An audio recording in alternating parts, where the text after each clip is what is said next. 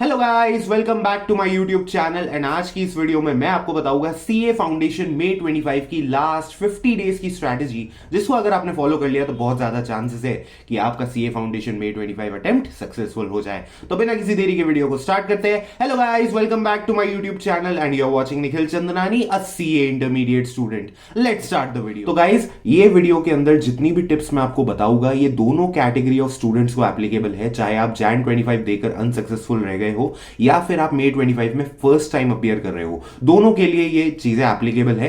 तो बिना किसी देरी के टिप्स बताना स्टार्ट करता हूं। पहली चीज भैया, आप अपना कोर्स अप्रैल एंड तक निपटा लो।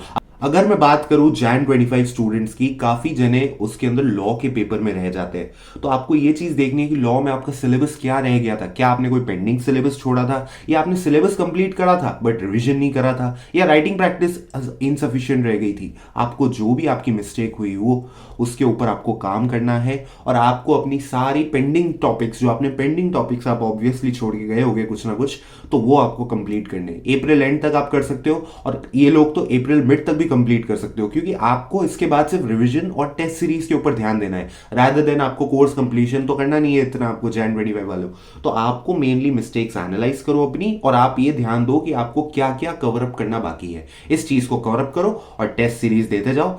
मोस्टली आपके चांस है कि इस बार आपका हो जाएगा। अगर मैं बात करूं मे 25 स्टूडेंट्स की जो इस बार फर्स्ट टाइम अपीयर कर रहे हैं, जो हमारे बोर्ड के स्टूडेंट्स हैं, मैं आपको एक चीज बता देता हूं, आपके लिए ये चीज इस बार बहुत चैलेंजिंग रहेगी, क्योंकि जनरली जो सीए फाउंडेशन का मई जून वाला अटेम्प्ट होता है ना, वो 15 जून के बाद होता है जनरली। पिछले साल भी अराउंड 20-21 जून के आसपास हुआ था, लेकिन इस बार ये सिर्फ 15 मई से ही स्टार्ट हो रहा है, यानी अप्रॉक्सीमेटली एक महीना आपको प्रिपरेशन के लिए कम मिलेगा।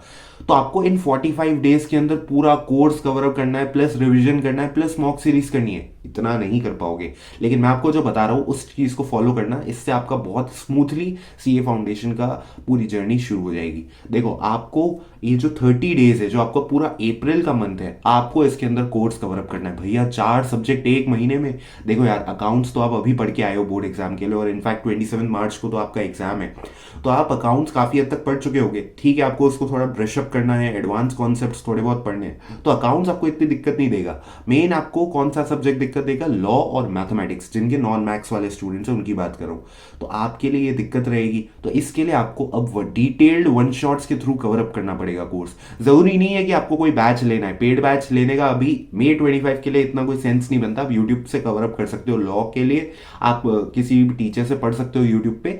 मैं बताऊंगा आगे इस वीडियो में best teachers for CA foundation, but मैं आपको बता रहा हूं आपको सिर्फ वन शॉट्स के थ्रू अपना कोर्स कवर अप करना है, और उसके बाद आपको आईसीआई की जो मॉक टेस्ट सीरीज है वो आपको देनी है, और एक दो बार रिवीजन करके जाना है। आराम से आप अपने पेपर्स देके आ सकते हो। ठीक है, अगेन मैं कह रहा हूं चैलेंजिंग रहेगा फर्स्ट टाइम के लिए, लेकिन अगर आप इस चीज को झेल गए तो ऑब्वियसली आपकी जर्नी थोड़ी सी आसान हो जाएगी। दूसरी चीज भैया, best teachers for CA foundation बता दो ना यार, जो यूट्यूब पे अवेलेबल है। देखो यार, अगर मैं बात करूं अकाउंट्स और इकोनॉमिक्स की, तो उनके लिए one and only CA Hardik Manchanda sir का यूट्यूब चैनल अवेलेबल है। उस पर सारे डिटेल्ड वन शॉट्स गिवन है, आप उनसे कवर अप कर सकते हो। उनका पेड बैच भी आता है अब, हालांकि वो अब बीबी वर्चुअल से जुड़ गए। उनका पेड बैच आप ले सकते हो, अराउंड 4500 के अप्रॉक्स पड़ता है, जिसके अंदर अकाउंट्स और इकोनॉमिक्स आपको कोर्स मिल जाएगा।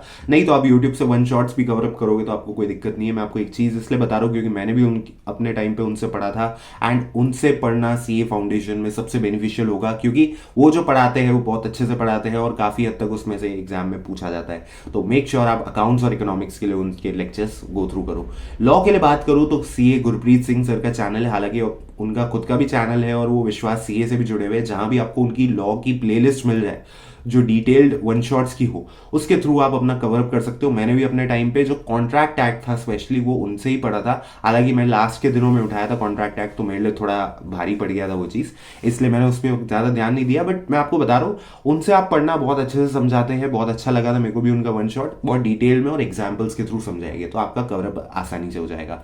मैथ्स की बात करूँ तो one and only PCA Anurag Chauhan sir है, जो PW पे पढ़ाते हैं। ऑनेस्टली बहुत अच्छे टीचर हैं, बहुत अच्छे से आपको मैथ्स में वन शॉट के लेक्चर्स भी अवेलेबल है उनके उन PW के चैनल पे, आप उनसे भी कवर अप कर सकते हो। बहुत अच्छे से आपको समझा देंगे, अच्छे से आप क्वेश्चंस को अटेम्प्ट कर पाओगे। ठीक है, और भी काफी सारे टीचर्स हैं जिनका आपको यूट्यूब पे सही लगे, आप उनसे पढ़ सकते हो। तीसरी चीज भैया, इंपॉर्टेंट टॉपिक्स क्या है, हर पर सब्जेक्ट के हिसाब से मैं बता रहा हूं, यहाँ पे ओवरऑल बताऊंगा। हालांकि मेरी सब्जेक्ट वाइज स्ट्रैटेजी May 25 के लिए आएगी आगे चैनल पे, बट अगर मैं ओवरऑल बात करूं सबसे पहले अकाउंट्स की, तो अकाउंट्स के अंदर आपको company accounts, partnership accounts, BRS, rectification and एक टॉपिक है फाइनल अकाउंट्स, एनपीओ और इनकम्प्लीट रिकॉर्ड्स। ये जो फाइनल अकाउंट्स, एनपीओ, इनकम्प्लीट है ना, इनमें से आपको कम से कम 2 टॉपिक्स अच्छे से प्रिपेयर करने हैं, क्योंकि बाकी एक ऑप्शनल में आता है। एक तो ये 2 टॉपिक्स, और जो मैंने आपको पहले टॉपिक्स बताए, इन सारे टॉपिक्स को अच्छे से कवर अप करना। आपका मोर देन 50 मार्क्स का अकाउंट्स का पेपर यही से बनता है। आराम से आप कवर अप कर लोगे तो आपके अच्छे नंबर अकाउंट्स के अंदर आ जाएंगे। बात करूं अगर मैं लॉ की, तो लॉ के अंदर ना एक चीज बता देता हूं, यहाँ पे आपके पास 2 तरीके हैं, 2 रास्ते हैं, ठीक है। अगर मैं बात करूं Jan 25 स्टूडेंट्स की पर्टिकुलरली, आपको पहले ये डिसाइड करो कि आपका कॉन्ट्रैक्ट एक्ट वीक था या आपके बाकी लॉस के अंदर कोई एक पर्टिकुलर चैप्टर वीक था। अगर आपका कॉन्ट्रैक्ट एक्ट वीक था तो मेक श्योर आपको इसको April 1st वीक या April 10th तक कवर अप कर लेना है, क्योंकि अगर आप कॉन्ट्रैक्ट एक्ट को लास्ट के टाइम पे रिवीजन के लिए लेके जाओगे, आपसे नहीं होगा, दिमाग घूम जाता है कॉन्ट्रैक्ट एक्ट में, इसलिए उसको शुरू में कवर अप करना ज्यादा बेटर है। मैंने अपने टाइम पे गलती करी थी, मैंने कॉन्ट्रैक्ट एक्ट अपने टाइम पे कवर अप नहीं किया था, मैं बिना कॉन्ट्रैक्ट पढ़ के गया था लॉ के पेपर में, तो मैं उसको लास्ट में लेके बैठा था, मेरा दिमाग घूम गया था। इसलिए बेटर है कॉन्ट्रैक्ट एक्ट, अगर आप पढ़ना चाहते हो, अपना स्ट्रॉन्ग करना चाहते हो, शुरू में पढ़ लो। चाहे May 25 वालों के लिए भी बोल रहा हूं, शुरू में आप अपना कॉन्ट्रैक्ट एक्ट कवर अप कर लो 10-15 दिन लेकर, उसके बाद आपको बाकी लॉस के ऊपर फोकस करना है। या तो आप कॉन्ट्रैक्ट एक्ट के ऊपर फोकस कर लो या बाकी चैप्टर्स पे फोकस कर लो। बहुत जने बोलते हैं यार भैया कॉन्ट्रैक्ट एक्ट से पूरा पेपर बनता है, उससे सिर्फ 32 मार्क्स का बनता है। उसी का एक और पार्ट आता है सोगा, सेल ऑफ गुड्स एक्ट, अगर आप वो पढ़ के बाकी सारे चैप्टर्स पढ़ के चले जाओगे ना, तो भी चांस है आप पास हो जाओ, लेकिन उसके लिए आपको बाकी टॉपिक्स को बहुत तगड़ा वाला स्ट्रॉन्ग करना पड़ेगा in terms of writing practice and concepts, तभी आप कॉन्ट्रैक्ट को छोड़ने का रिस्क ले सकते हो। मेरे केस में वो चीज थी, इसलिए मैंने कॉन्ट्रैक्ट छोड़ा। लेकिन ये मत करना कि आपके बाकी टॉपिक्स भी ठीक ठाक हुए हुए, कॉन्ट्रैक्ट भी ठीक ठाक करके चले गए। वही एक पर्टिकुलर टॉपिक को स्ट्रॉन्ग बनाओ। 100% नहीं होगा, लेकिन 80-90% स्ट्रॉन्ग हो सकता है, चाहे आप कॉन्ट्रैक्ट एक्ट को स्ट्रॉन्ग करो या फिर बाकी टॉपिक्स को स्ट्रॉन्ग करो। अब इस चीज के ऊपर आपको डिसीजन लेना है, जो भी आपका वीक हो या जो भी आपका पर्टिकुलर टॉपिक स्ट्रॉन्ग हो, आप उस हिसाब से सोच सकते हो। मैथ्स की बात करूं तो मैथ्स के अंदर मैं आपको एक सीक्वेंस बता रहा हूं, इसी सीक्वेंस में सारे चैप्टर्स को अगर आप कवर अप करोगे तो बहुत ज्यादा आसानी से आपका मैथ्स का पेपर बन जाएगा। मैथ्स के अंदर अगर मैं सबसे पहले बात करूं एमओएफ की, जो 14 मार्क्स का आता है आपका मैथ्स के टॉपिक में, फिर आता है आपका लॉजिकल रीजनिंग जो 20 मार्क्स का है, उसमें 4 टॉपिक्स आते हैं छोटे छोटे, वो कवर अप कर लेना। इसके अलावा सेंट्रल टेंडेंसी डिस्पर्जन 14 मार्क्स का, इसके अलावा आपका सैम्पलिंग और स्टैटिस्टिकल डिस्क्रिप्शन, ये लगभग आपका 10 मार्क का आता है। फिर आपके छोटे छोटे चैप्टर्स है, सीक्वेंस सीरीज, इक्वेशंस और बाकी सारे चैप्टर्स है। तो मैंने आपको ये लिस्ट के हिसाब से बताया है, तो आपके मोर देन 60 मार्क्स यहीं से कवर हो जाएंगे। मैं आपको बता देता हूँ, मैथ्स का पेपर कोई पूरा अटेम्प्ट नहीं करता है। मैथ्स का पेपर जनरली 70-75 का आपको अटेम्प्ट करना होता है, और उसमें आपको ये कोशिश करनी है कि आपके 70-75 जितना आप अटेम्प्ट करो उतने सही हो। उससे आपको ये फायदा मिलेगा कि आप नेगेटिव मार्किंग से बच जाओगे, ठीक है। अगर मैं बात करूं इकोनॉमिक्स की, ऑलमोस्ट सारे टॉपिक्स इंपॉर्टेंट है, अच्छे से करके जाना। एक चैप्टर आप जो चैप्टर 7, 8, 9 लास्ट के जब आप देखोगे कोर्स अपना, तो उसमें 7, 8, 9 में से आप कोई एक चैप्टर छोड़ के जा सकते हो, ठीक है। 9 चैप्टर मैं छोड़ के गया था, मेरे को याद है, इंटरनेशनल ट्रेड। चाहो तो आप छोड़ सकते हो, अगर आपके पास टाइम हो तो वो भी कवर अप कर लेना। बाकी क्योंकि वो 3 जो चैप्टर्स है ना मैक्रो इकोनॉमिक्स के, वो पूरे कोर्स में सबसे बड़े बड़े चैप्टर्स है, तो आप उनमें से अगर एक छोड़ दोगे तो इतना कोई मैटर नहीं करेगा, बाकी टॉपिक्स को आप अच्छे से स्ट्रॉन्ग कर लेना। लेकिन मैं आपको छोड़ना रिकमेंड नहीं करूंगा, ऑब्वियसली आप अगर टाइम मिलता है आपको तो कवर अप करके जा सकते हो। मैं इसलिए ये चीज बोला क्योंकि मेरे को पता है कि इकोनॉमिक्स को लोग लास्ट में ही उठाएंगे, लास्ट के 15 दिन के अंदर इकोनॉमिक्स पढ़ के जाते हैं लोग। ये हमारे अटेम्प्ट्स में भी होता है और आपके अटेम्प्ट्स में भी होगा, काफी जने ये चीज करेंगे, इसलिए मैं आपको बोल रहा था, ठीक है। चाहो तो इस चीज को स्किप कर सकते हो, चाहो तो आपके पास टाइम हो तो पूरा कवर अप कर सकते हो।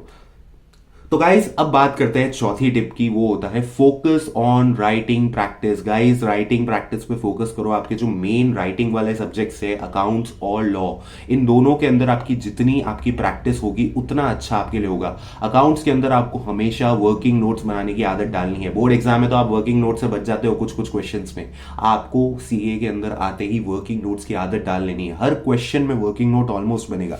ऐसा नहीं कह रहा अननेसेसरी फालतू की कैलकुलेशन वाली वर्किंग नोट्स दिखा दो, रेलिवेंट वर्किंग नोट्स दिखा दो, जैसे शेयर्स के क्वेश्चंस में आपको बनाना होता है, 12th में भी आप बनाते आए हो। इसके अलावा बाकी क्वेश्चंस के अंदर जिसके अंदर आपका डेप्रिसिएशन है उसमें कैलकुलेशन थोड़ी बहुत दिखानी होती है। तो कोशिश करो रेलिवेंट वर्किंग नोट्स बनाने की आदत डाल लो। जब भी आप क्वेश्चन प्रैक्टिस कर रहे हो हमेशा वर्किंग नोट्स के साथ ही बनाओ, इससे आपके नंबर ज्यादा नहीं कटेंगे, ज्यादा मिस्टेक्स आपके होने के चांसेस कम हो जाएंगे।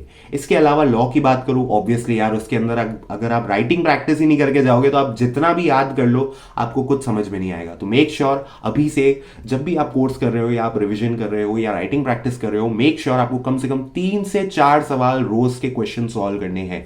मेक श्योर आपको 3 से 4 सवाल रोज सॉल्व करने हैं। इससे आपकी राइटिंग प्रैक्टिस बनेगी और आपका एक फ्रेमवर्क आपके दिमाग में सेट हो जाएगा। मैं आपको एक चीज वापस बता देता हूं, लॉ के क्वेश्चन का फॉर्मेट क्या होता है। सबसे पहले आपको अपना रेलिवेंट प्रोविजन लिखना है, उसके बाद आपको कंक्लूजन लिखना है। बीच में आप फैक्ट ऑफ द केस लिख सकते हो, again it's optional, but provision और कंक्लूजन वाले फॉर्मेट के अंदर ही आपको अपने क्वेश्चंस का आंसर करना है। कोई भी वेटेज का क्वेश्चन हो, चाहे 3 नंबर का हो, 4 नंबर का हो, 5 नंबर का हो, 6 नंबर का हो, 7 नंबर का हो, ठीक है। तो इस चीज का ध्यान रखना।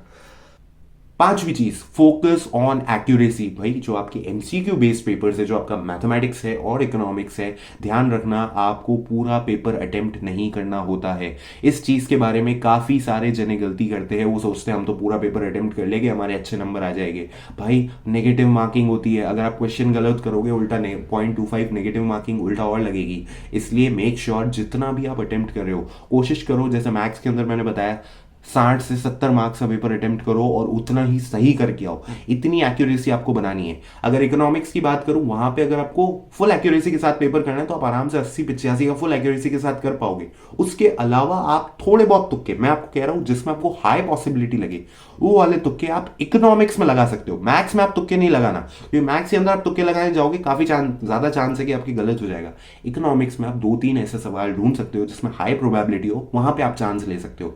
लेकिन इकोनॉमिक्स में भी ट्राई करना फुल एक्यूरेसी के साथ। अगर आप 80 मार्क्स का पेपर करके आ रहे हो एंड मैथ्स में 70 का करके आ रहे हो तो यहां से आपका एग्रीगेट बन जाएगा।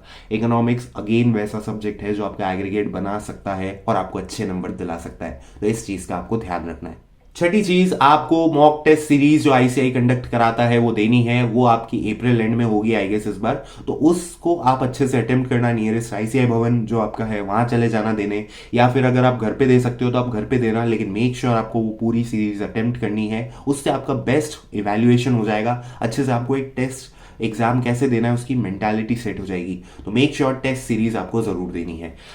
Last but not the least thing, आपको कोई भी ऐसे 2 सब्जेक्ट्स को स्ट्रांग रखना है जो आपका एग्रीगेट बना सके। भैया ऐसे क्यों बोल रहे हो? जैसे अगर मैं बात करूं जनरली बच्चों का अकाउंट्स और इकोनॉमिक्स में स्कोर बहुत अच्छा होता है, क्योंकि यही 2 सब्जेक्ट्स आप 12th में भी पढ़ रहे हो और आगे भी आप पढ़ोगे। मानता हूं कि आपको एडवांस कंसेप्ट पढ़ने, लेकिन चीज बेसिक कोर कॉन्सेप्ट तो वही है। तो कोशिश ये करना कोई भी ऐसे 2 सब्जेक्ट्स रखना जिसके अंदर आपके 80 के अराउंड नंबर आ रहे हैं, 80 या 70 ऐसे नंबर आ रहे हैं। जैसे मैंने आपको मैथ्स में बताया 70 का अटेम्प्ट करके आओ और 70 ही लाओ, इकोनॉमिक्स में 80 का अटेम्प्ट करके आओ 80 ही लाओ। अगर आप ये 2-3 सब्जेक्ट्स ऐसे स्ट्रांग रख लेते हो, मैथ्स को मैं नहीं बोल रहा स्ट्रांग रखने को क्योंकि काफी जनों का वो वीक होता है, अगर आप अकाउंट्स और इकोनॉमिक्स को स्ट्रांग रख के दोनों में 75-75 80 के आसपास भी ले आए ना, तो मैं आपको बता देता हूँ बाकी जो 2 सब्जेक्ट्स आपके वीक रह जाते हैं या आप थोड़ा सा उसमें वीक हो, लाइक लॉ के अंदर काफी जने वीक होते हैं, मैथ्स में काफी जने वीक होते हैं, तो उसके जो बाकी के नंबर है ना वो सारे बैलेंस आउट हो जाएंगे। मतलब मान लो आपको लॉ और मैथ्स में कुछ नंबर्स का नुकसान हो रहा है, आप 45, 50, 55 ला रहे हो,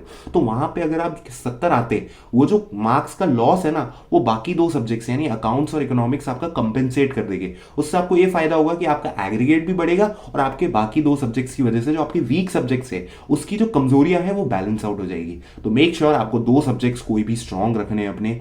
जनरली अकाउंट्स और इकोनॉमिक्स ही लोग स्ट्रांग रखते हैं, बाकी कई जने मैथ्स को भी स्ट्रांग रखते हैं और कुछ एक्सेप्शनल स्टूडेंट्स भी होते हैं जो लॉ को भी स्ट्रांग रख सकते हैं। तो कोई भी 2 सब्जेक्ट्स आप सोच के चलना आपको कौन से स्ट्रांग रखने एंड आप उसके डायरेक्शन में काम करना। तो ये थी सारी टिप्स। होप सो आपको वीडियो अच्छी लगी होगी। वीडियो अच्छी लगी हो तो लाइक जरूर कर देना, चैनल पर नए हो तो यार सब्सक्राइब जरूर कर देना, क्योंकि आगे सब्जेक्ट वाइज स्ट्रैटेजी, लॉ के अंदर कैसे आपको आंसर राइटिंग करनी है उसकी डिटेल्ड एनालिसिस, एक आरटीआई कॉपी जो मेरे फ्रेंड की है उसके थ्रू भी मैं आपको पूरी वीडियो में बताऊंगा। तो ये सारी चीजें मैं आपकी इस वीडियो चैनल पे शेयर करूंगा। तो मेक श्योर आप इस चैनल को सब्सक्राइब जरूर करके रखो। इसके थ्रू ही मुझे मोटिवेशन मिलता है कि मैं आगे वीडियोस बनाता रहूं। तो मैं मिलता हूं आपसे किसी और नई वीडियो में। Till then good bye. This is Nikhil Chandnani, CA intermediate student, signing off. All the best guys, पढ़ते रहो, अच्छे से क्लियर करो। बाय।